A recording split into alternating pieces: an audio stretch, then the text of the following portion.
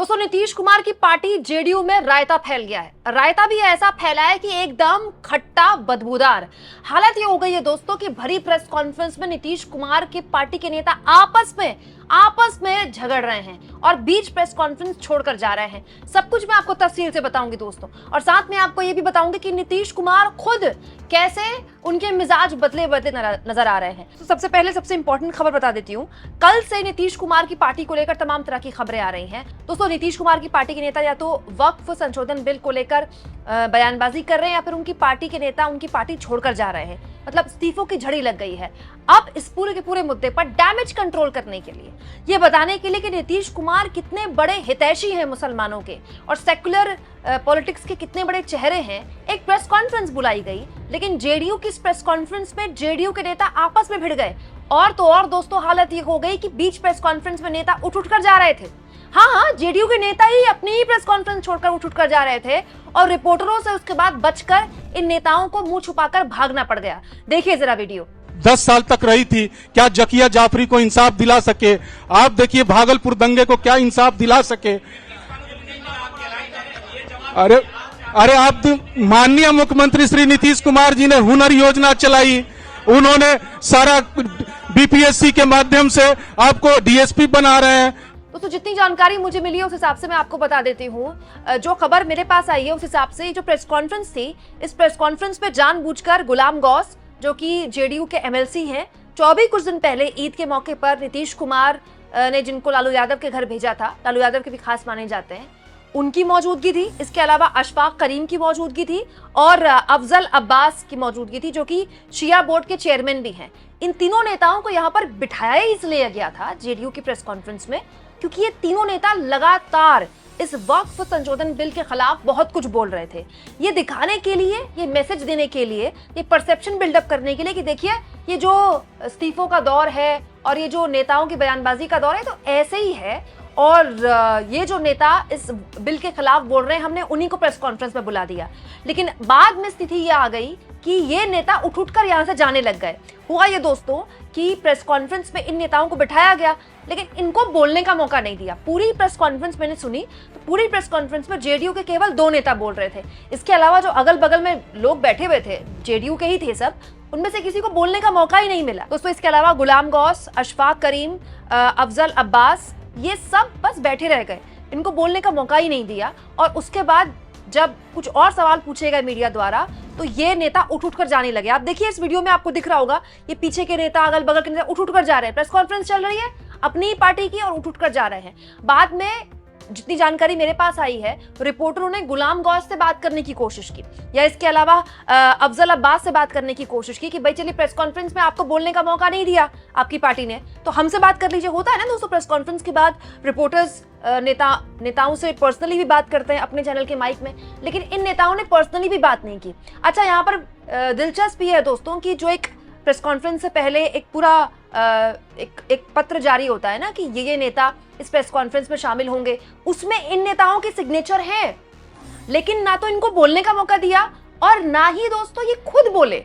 ये खुद भी मीडिया से बात कर सकते थे कि हम संतुष्ट हैं या हम बहुत खुश हैं इस बिल से, और हमने जो पूर्व में बयान दिए इस बिल को लेकर, हम उससे हमारे जो पूरे के पूरे जो विचार है वो बदल गए हैं। लेकिन ये नेता ना तो खुद मीडिया के आगे कुछ बोलते हैं और ना इनकी पार्टी इनको कुछ बोलने का मौका देती है। मतलब आप समझ लीजिए कि जो प्रेस कॉन्फ्रेंस इसलिए बुलाई गई थी कि जो रायता फैला हुआ है जेडीयू पार्टी के अंदर, उसको थोड़ा साफ किया जाए, वो और फैल गया इस प्रेस कॉन्फ्रेंस के बाद। जेडीयू के अंदर कैसा घमासान मचा हुआ है इस बिल को लेकर, इस प्रेस कॉन्फ्रेंस में, भरी प्रेस कॉन्फ्रेंस में खुद जेडीयू के नेताओं ने बता दिया। दोस्तों, जिसने भी ये आइडिया दिया था जेडीयू के नेताओं को कि एक बढ़िया सी प्रेस कॉन्फ्रेंस की जाए, पत्रकारों को यहाँ बुलाया जाए और उन नेताओं को यहाँ बिठाया जाए जेडीयू के जो लगातार इस बिल के खिलाफ बयानबाजी कर रहे हैं, या तो वो जेडीयू को समझता नहीं है, वो जेडीयू के अंदर क्या चल रहा है इसको बिल्कुल नहीं जान रहा है, या फिर वो जानबूझकर चाहता है कि जेडीयू को इतना नुकसान हो जाए। दोस्तों, जेडीयू ने अकेले समर्थन नहीं किया है इस बिल पर, टीडीपी ने भी किया है। लेकिन आप देखिए चंद्रबाबू नायडू की पार्टी के नेता दबी जुबान बात कर रहे हैं, इस तरह से मीडिया में खुलेआम आकर बयानबाजी नहीं कर रहे हैं। लेकिन मीडिया में खुलेआम बयानबाजी कौन कर रहा है? नीतीश कुमार की पार्टी के नेता। उसके बाद उनको प्रेस कॉन्फ्रेंस में कौन बुलाता है? नीतीश कुमार की पार्टी के नेता। और फिर उनको बोलने का मौका कौन नहीं देता है? नीतीश कुमार की पार्टी के नेता। और आपस में भी कौन भिड़ जाते हैं? नीतीश कुमार की पार्टी के नेता। और नीतीश कुमार खुद इस पूरे के पूरे एपिसोड में कहां है? वो तो बस मुस्कुरा रहे हैं। आप चाहें तो मेरी ये खबर देख सकते हैं। सबसे पहले आपके अपने चैनल में मैंने आपको ये खबर दिखाई कि आज एक सरकारी कार्यक्रम में नीतीश कुमार पहुंचे, जहां पर राज्यपाल भी मौजूद थे, उनके दोनों डिप्टी मौजूद थे, दोनों डिप्टी सीएम। नीतीश कुमार से पत्रकारों ने बात की और पूछना चाहा कि वक्फ संशोधन बिल पास हो गया है, इसमें आप क्या कहना चाहते हैं? तो नीतीश कुमार बस मुस्कुराकर चल दिए। वैसे नीतीश कुमार वहां भी बोलते हैं जहां उनको नहीं बोलना होता है, लेकिन नीतीश कुमार ने यहाँ कुछ नहीं बोला। दोस्तों, इसकी दो वजह हो सकती है। एक तो नीतीश कुमार को समझ में आ गया है कि उन्होंने बहुत बड़ी गलती कर दी और उनकी पूरी की पूरी राजनीति को बड़ा डेंट लग गया है। दूसरा, नीतीश कुमार के मन में अब कुछ और चल रहा है। नीतीश कुमार के बाद समझ में आ गई है कि जो डैमेज हो गया है इसको अब कंट्रोल करना मुश्किल हो गया है। यहाँ मैं नहीं कह रही हूँ कि नीतीश कुमार को पलटी मारने वाले हैं, लेकिन नीतीश कुमार को पलटी मारने की जरूरत ही नहीं है दोस्तों, क्योंकि नीतीश कुमार ने इस बिल के समर्थन से पहले या तो राजनीतिक तौर पर नफा नुकसान देखा नहीं कि उनको कितना बड़ा नुकसान होने वाला है इस बिल का, या फिर ये सब देखकर उन्होंने बड़ा हल्का आंका इस नफा नुकसान को। क्योंकि नीतीश कुमार को मुसलमानों का बहुत बड़ा नेता अगर ना भी माना गया हो, तो नीतीश कुमार कभी खुद को मुस्लिम विरोधी या फिर कट्टर हिंदुत्व वाली राजनीति से कनेक्ट करते उन्होंने अपने आप को कभी नहीं दिखाया। दोस्तों, बीजेपी का कोई नेता आपको सर पर मुस्लिम भाइयों वाली टोपी पहनकर इफ्तार पार्टी करते हुए नहीं दिखेगा। नीतीश कुमार ने इफ्तार पार्टी दी है, इस बार भी दी है, हर साल देते हैं वो। ईद के मौके पर, ईद के दिन पहुंच गए वो सर पर सफेद टोपी पहनकर। तो नीतीश कुमार अपने आप को एक सेक्युलर छवि दिखाते हुए पसंद करते हैं, लेकिन नीतीश कुमार की ये जो पूरी की पूरी सो कॉल्ड सेक्युलर पॉलिटिक्स थी वो पूरी तरह से धराशायी हो गई है और अब हालत हो गई है कि धड़ाधड़ उनकी पार्टियों में इस्तीफे हो रहे हैं। आज मैंने आपको ये खबर भी दिखाई जिसमें मैंने आपको बताया कि नीतीश कुमार की पार्टी से 5 नेताओं ने इस्तीफा दिया और उसके बाद 20 से ज्यादा मुस्लिम पदाधिकारियों ने सामूहिक इस्तीफा दिया है। ऐसा अमूमन कम होता है कि एक पूरी कौम के नेता आपकी पार्टी छोड़ कर जा रहे हैं। और यहां मैं आपको बता दूं दोस्तों कि सब एक ही मुद्दे पर छोड़कर जा रहे हैं। क्या? वक्फ संशोधन बिल पर नीतीश कुमार ने हमारे साथ बहुत गलत किया। अब हालत ये हो गई है कि जेडीयू को डैमेज कंट्रोल करने के लिए प्रेस कॉन्फ्रेंस बनानी पड़ी और उस प्रेस कॉन्फ्रेंस में भी आपस में भिड़ गए जेडीयू के नेता। मतलब जेडीयू में कितनी बड़ी तकरार है इस मुद्दे को लेकर कि भरे प्रेस कॉन्फ्रेंस में ये तकरार देखने को मिली है। आप सोचिए, अमूमन नेता दोस्तों इस तरह की हरकत नहीं करते हैं सबके सामने, लेकिन अगर नेता ऐसी हरकत कर रहा है तो सोचिए अंदर कैसी लड़ाई हो रही होगी। दोस्तों, जेडीयू के नेताओं को ये तो शिकायत है ही कि नीतीश कुमार ने इस बिल का समर्थन किया, लेकिन उससे ज्यादा शिकायत यह है कि जिस तरह से नीतीश कुमार की पार्टी के नेताओं ने संसद में इस बिल का समर्थन किया वो बहुत ही आश्चर्यचकित था।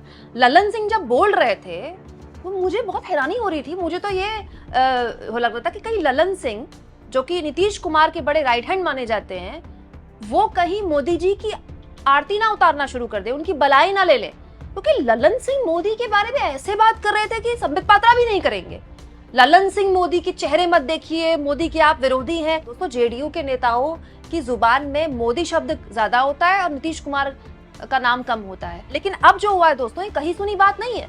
भरी प्रेस कॉन्फ्रेंस में जब नेता आपस में भिड़ने लगे दोस्तों, बीच प्रेस कॉन्फ्रेंस में नेता प्रेस कॉन्फ्रेंस छोड़कर जाने लगे और पत्रकारों से दूरी बनाने लगे, तो समझ में आ जाना चाहिए कि नेता के दिमाग में कुछ चल रहा है।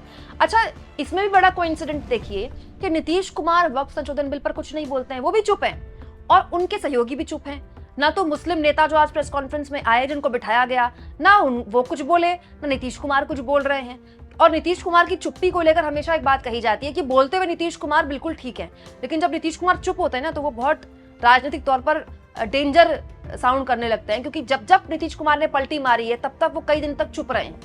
अब बड़ा सवाल यह है दोस्तों कि इस पूरे मुद्दे पर नीतीश कुमार की पार्टी का स्टैंड क्या होगा। मतलब ये क्या चुनाव से पहले नीतीश कुमार की पार्टी में एक सेंधमारी लग जाएगी क्या? क्योंकि ये जितने भी मुस्लिम नेता हैं इनके पास एक ही विकल्प है जाने का, या तो कांग्रेस में ये लोग शामिल हो सकते हैं या फिर आरजेडी में शामिल हो सकते हैं। यहाँ इस बात का भी मैं आपको जोर दे दूं दोस्तों कि जितना नीतीश कुमार की सो कॉल्ड सेक्युलर छवि को नुकसान होगा और ये जो प्रेस कॉन्फ्रेंस में नीतीश कुमार की पार्टी के नेताओं ने किया है, उतना फायदा ये आरजेडी को पहुंचाएगा, उतना फायदा ये इंडिया गठबंधन को, कांग्रेस पार्टी को पहुंचाएगा।